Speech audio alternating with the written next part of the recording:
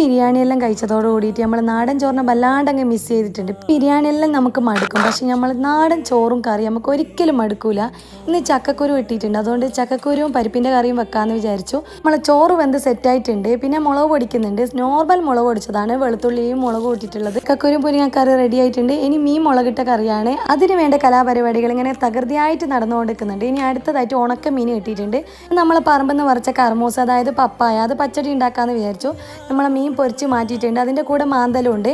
ഇനി നമ്മളെ നാടൻ ചോറ് നമ്മൾ സെറ്റാക്കി വെക്കുന്നുണ്ട്. ചട്ടി എടുത്തു, ചോറിട്ടു, പരിപ്പും കുരുവും കറി ഇട്ടെടുത്തു, മീൻ മുളകിട്ട കറി ഇട്ടിട്ടുണ്ട്, മീൻ പൊരിച്ചത് ഇട്ടിട്ടുണ്ട്, പിന്നെ തൈര് ഇട്ടിട്ടുണ്ട്, നല്ല മുളക് പൊടിച്ചത് ഇട്ടിട്ടുണ്ട്.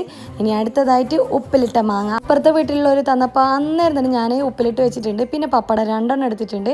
നമ്മളെ പപ്പായ കൊണ്ട് പച്ചടി ഉണ്ടാക്കിയത് ഫ്ലോപ്പായി പോയിട്ടുണ്ട്, ലൂസായിപ്പോൾ. എന്നാലും വേണ്ടില്ല, കറിയായിട്ടെങ്കിലും കഴിക്കാം. ഇത് കണ്ടിട്ട് വായിന്ന് വെള്ളം വരുന്നുണ്ട്. മോൻ പറയുന്നുണ്ട് സദ്യ കഴിച്ച് ഫീലിംഗ് ഉണ്ട്. നിങ്ങൾക്കും തോന്നിയിട്ടുണ്ടെങ്കിൽ ഒന്ന് കമൻറ്റ്